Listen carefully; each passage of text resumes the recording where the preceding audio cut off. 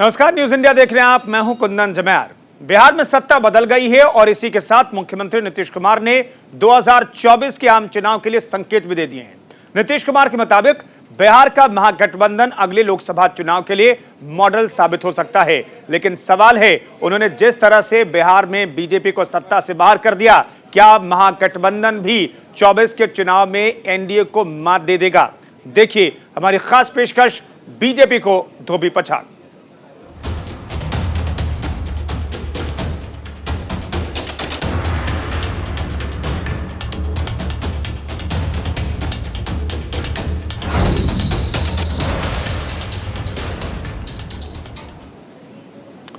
इस खास पेशकश में सबसे पहले हम आपको लालू प्रसाद यादव का सुपर एक्सक्लूसिव इंटरव्यू दिखाते हैं।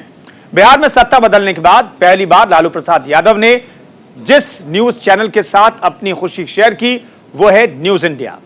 जैसा कि हम सभी जानते हैं, लालू प्रसाद यादव अस्वस्थ हैं, लेकिन बिहार में हुए सत्ता के बदलाव में पर्दे के पीछे लालू प्रसाद यादव की बड़ी भूमिका मानी जाती है। हमारे वरिष्ठ सहयोगी आशिफ इकबाल ने लालू प्रसाद यादव से यह खास बातचीत की है। लालू यादव ने वीडियो कॉल के माध्यम से न्यूज इंडिया पर क्या कुछ कहा है, यह सुपर एक्सक्लूसिव इंटरव्यू हम आपको दिखाते हैं। लालू जी है, लालू जी सीधे प्रताप जी, इन्हीं से पूछिए, इनसे पूछिए। लालू जी प्रणाम। आशिफ बोल रहे हैं, कैसे हैं आप? बहुत बहुत बधाई हो आपको। बिहार की जनता आपको सुन रही है, क्या कहना चाहेंगे आप? बिहार की जनता आपको सुन रही है, क्या कहना चाहेंगे लालू जी? बिहार की जनता को बहुत बहुत शुभकामना, बधाई।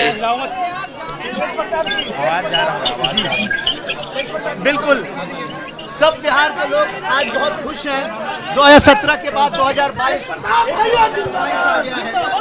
साफ तौर पे लालू यादव, सीधे तौर पे लालू यादव बात कर रहे थे। आपने देखा कि एक्सक्लूसिव तरीके से लालू यादव बात कर रहे हैं। तेज भाई, लालू हमारे साथ तेज प्रताप यादव जी हैं। आज क्या कहेंगे आप? आज बहुत खुशी का दिन है। आज सब लोग को पार्टी देंगे। लालू यादव जी ने क्या मैसेज दिया आप लोगों को? लालू जी ने क्या मैसेज दिया? लालू प्रसाद यादव जी ने क्या कहा? लालू जी ने क्या कहा? तेज प्रताप यादव जी ने क्या कहा? उन्होंने बधाई दिया है और आशीर्वाद दिया है। बिहार में नई इबारत रखी जाएगी। वहीं सरकार बदलते तेजस्वी यादव एक बार फिर बिहार के डिप्टी सीएम बन गए हैं। आरजेडी की सरकार में वापसी से कार्यकर्ता और नेता काफी उत्साहित हैं, खुश हैं। डिप्टी सीएम तेजस्वी यादव से बात की हमारे वरिष्ठ सहयोगी आशिफ इकबाल ने। हमारे साथ डिप्टी सीएम तेजस्वी यादव हैं। हम ये सरकार गरीबों की सरकार, ये सरकार गरीबों की सरकार है और हम धन्यवाद देते हैं आदरणीय नीतीश कुमार जी को कि उन्होंने निर्णय लिया देश हित में, राज्य हित में, और हम लोग मजबूती के साथ उनके खड़े हैं। बेरोजगारी हो, नौजवानों का दुख दर्द हो, इसलिए जो है हम लोग पूरी तरीके से जनता के प्रति एक जिम्मेवार सरकार के रूप में जनता के दुख और दर्द को दूर करें। बीजेपी को सबक सिखाने का काम करेंगे। तो झूठा पार्टी जनता से सबक सिखाएगी। लालू जी ने भी बात की, हम लोगों से लालू जी बहुत हो गया। कह रहे हैं कि हम नई सरकार, बेहतर सरकार चलाएंगे। कैमरामैन अरब के साथ आसिफ इकबाल, न्यूज इंडिया, पटना। आज की तारीख में बीजेपी को मात देना आसान बिल्कुल नहीं है। इसके लिए साहस, बुद्धि कौशल और संख्या बल चाहिए। जाहिर है इस मोर्चे पर नीतीश कुमार की रणनीति आज बीजेपी पर भारी पड़ी है। देखिए यह खास रिपोर्ट।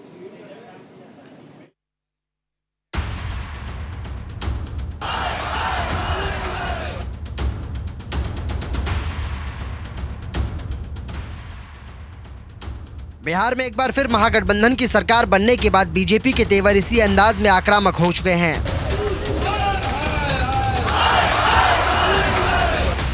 बीजेपी नीतीश कुमार को पलटीबाज से लेकर धोखेबाज होने तक के गंभीर आरोप लगा रही है। नीतीश कुमार पर सबसे तीखा हमला बोला है बीजेपी नेता सुशील मोदी ने। सुशील मोदी ने प्रेस कॉन्फ्रेंस करके आरोप लगाया है कि जेडीयू के नेता नीतीश कुमार को उपराष्ट्रपति बनाना चाहते थे। लेकिन ऐसा नहीं होने पर उन्होंने नाता तोड़ लिया। मित्र, मैं आपको बताना चाहूँगा कि उनके नज़दीकी लोगों ने कई बार प्रयास किया कि उनको उपराष्ट्रपति का उम्मीदवार घोषित कर दिया जाए। उनके लोग आए, हमारे नेताओं से मिले और कहा कि नीतीश जी को उपराष्ट्रपति बना दीजिए, बिहार में आप सरकार चलाइएगा आप लोग। लेकिन जब बीजेपी का अपना बहुमत है तो हम किसी दूसरे को क्यों उपराष्ट्रपति बनाते हैं? सुशील मोदी प्रेस कॉन्फ्रेंस में पर्दे के पीछे कई कहानियों का खुलासा करने का दावा करते नजर आए। उन्होंने कहा कि बीजेपी ने जेडीयू की हर शिकायत दूर करने की कोशिश की, लेकिन इसका कोई असर नहीं हुआ।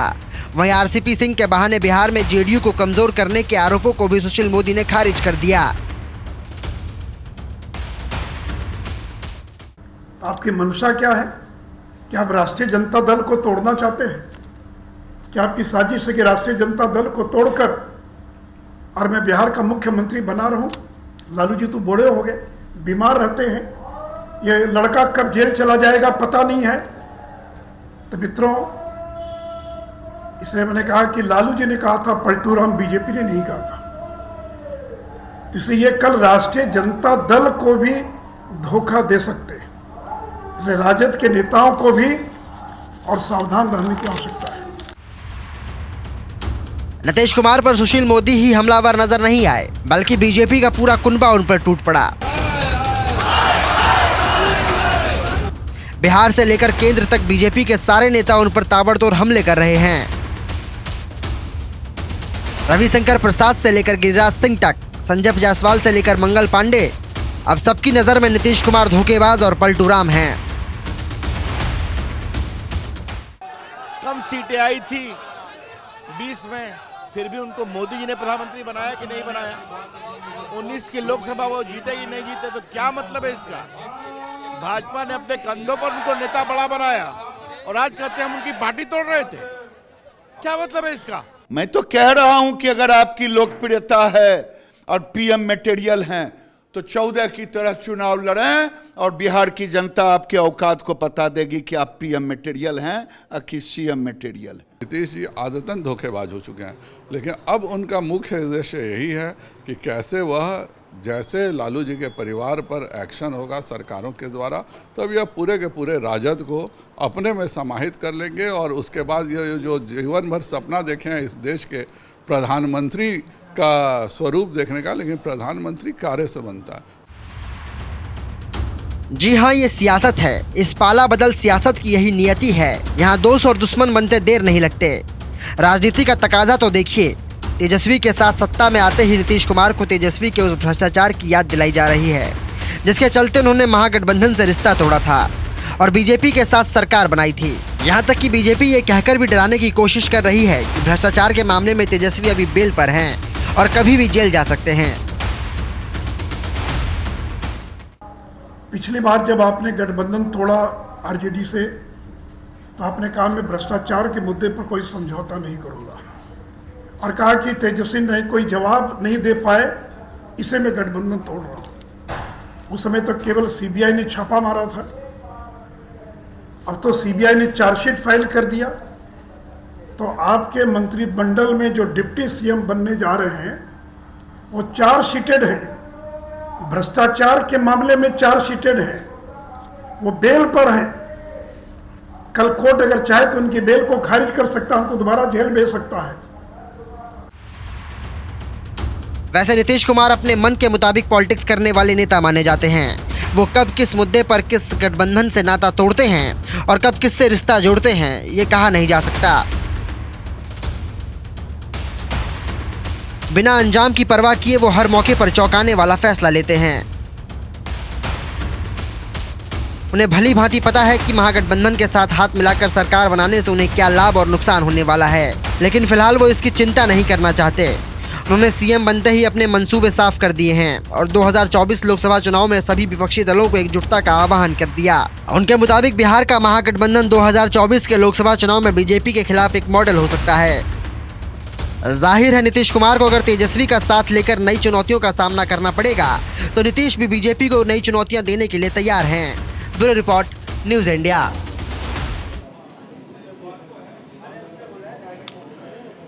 तो बीजेपी को ऐसा लगा कि पता नहीं चला कब सरकार बदल गई, कब बीजेपी के हाथों से सत्ता खिसक गई बिहार में।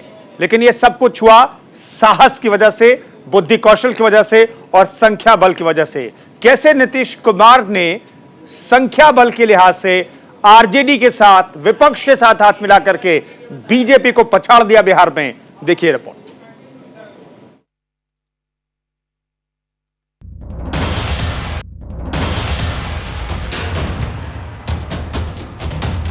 आगे भी जरूर हम चाहेंगे कि सब लोग मिल करके अब पूरा का पूरा मजबूत हो। हम लोग सरकार चलाएंगे जहां बिहार के लोगों को एक नए रास्ते पे, तरक्की के रास्ते पे, ऊंचाइयों पर लेके जाने का काम करेंगे।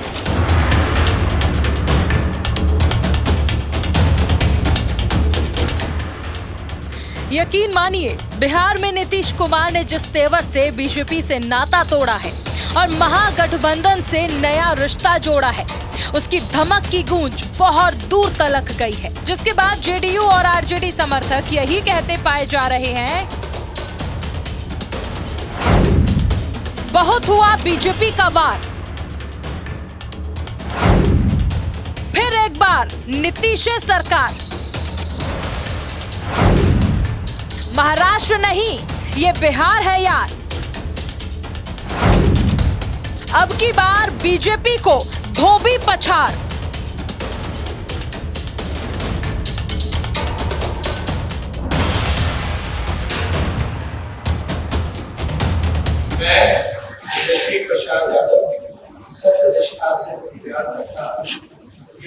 द्वारा स्थापित भारत के संविधान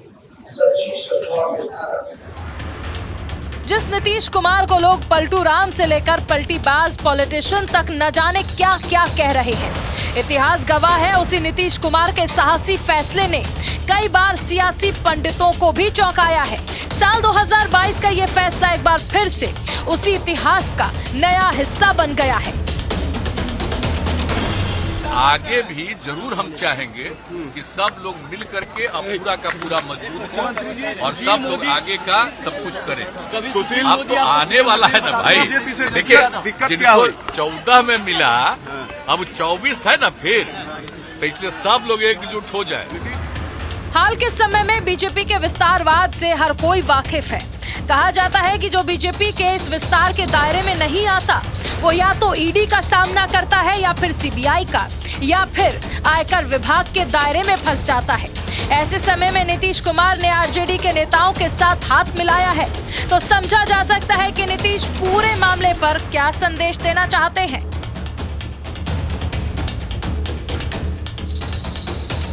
गरीबों की सरकार और पूरे बिहार में ही नहीं बल्कि पूरे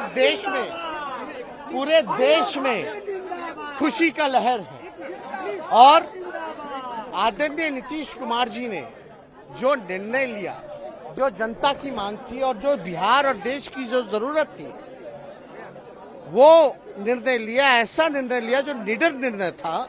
और हम लोगों ने जो साथ दिया, वो हम इतना कह सकते हैं कि मजबूती के साथ मिलकर के हम लोग सरकार चलाएंगे जहां बिहार के लोगों को एक नए रास्ते पे, तरक्की के रास्ते पे, ऊंचाइयों पर लेके जाने का काम करेंगे।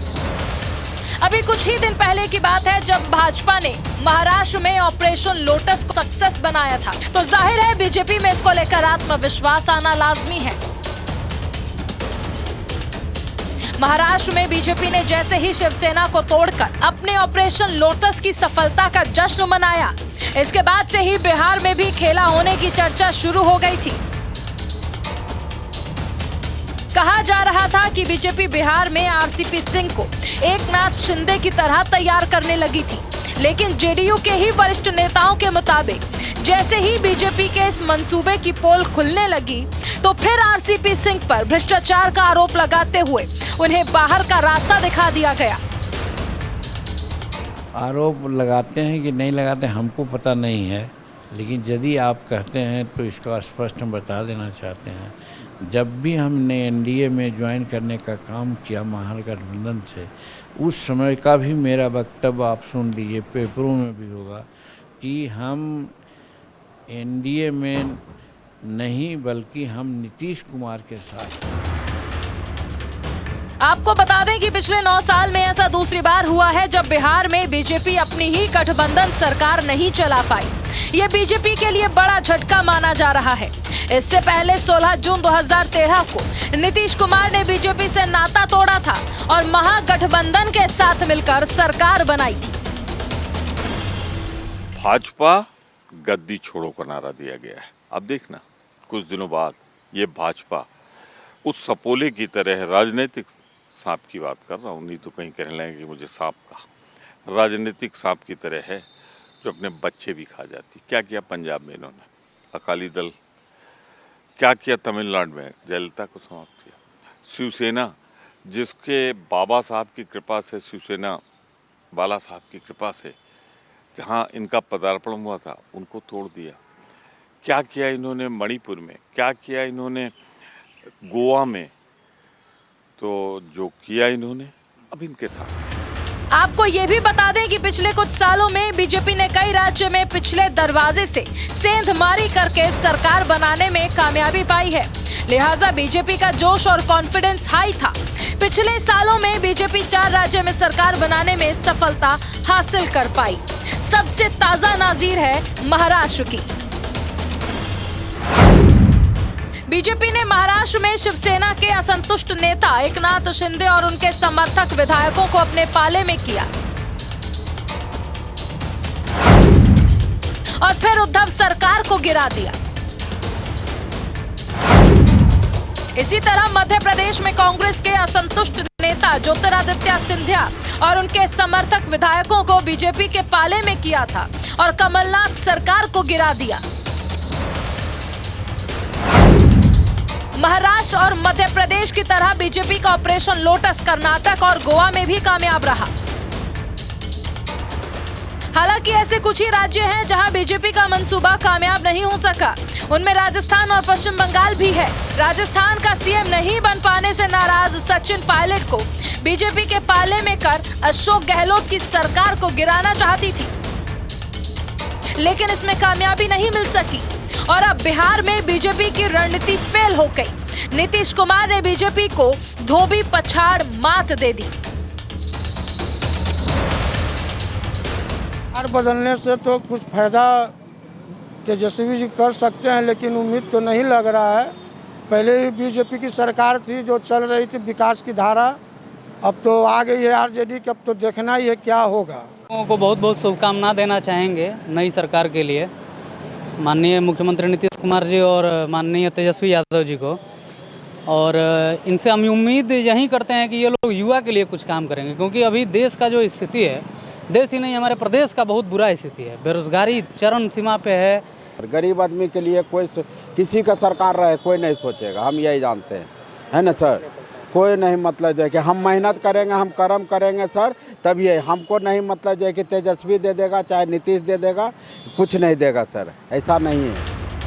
हालांकि नीतीश कुमार के पाला बदलने से दिल्ली से लेकर बिहार बीजेपी तक के नेता आग बबूला हो चुके हैं। नीतीश कुमार पर अवसरवाद और धोखेबाजी का आरोप लगाते हुए धरना प्रदर्शन कर रहे हैं, लेकिन इसमें कोई दो राय नहीं है कि बीजेपी अगर वाकई बिहार में भी ऑपरेशन लोटस चलाने का अभियान चला रही थी तो फिलहाल बीजेपी इस मोर्चे पर नीतीश कुमार से मात खा चुकी है। बीजेपी ने नीतीश कुमार को उद्धव ठाकरे समझने की भूल कर दी, क्योंकि नीतीश कुमार एनडीए में रहते हुए बीजेपी के अटल आडवाणी जैसे नेताओं के साथ काम कर चुके हैं।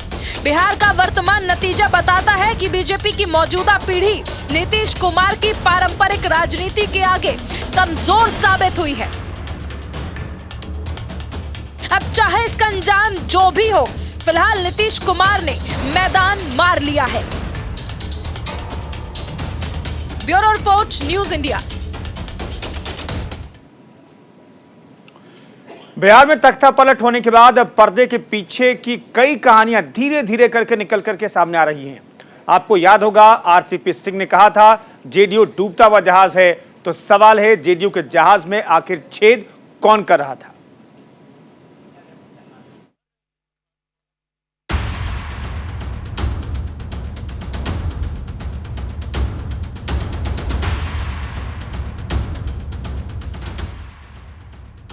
बिहार में नई सरकार बन चुकी है। नीतीश कुमार के फैसले ने राजनीति के बड़े से बड़े धुरंधरों को चौंका दिया है। एनडीए का साथ छोड़ने और फिर महागठबंधन से हाथ मिलाने का फैसला आसान नहीं था, लेकिन अब सरकार बन जाने और नीतीश कुमार की फिर से ताजपोशी के बाद पर्दे के पीछे की कई कहानियां सामने आने लगी हैं।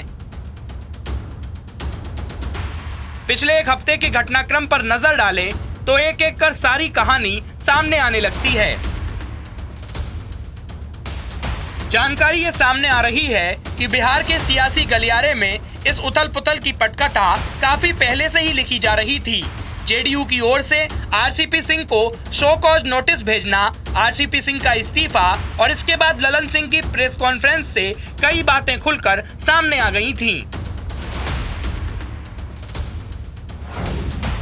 इस बीच एक ऑडियो लीक की खबर आई, जिसमें जेडीयू के राष्ट्रीय अध्यक्ष और केंद्रीय मंत्री रहे आरसीपी सिंह पर पार्टी में बड़ा उलटफेर करने का आरोप लगा। जेडीयू ने आरसीपी सिंह को नोटिस भेजा,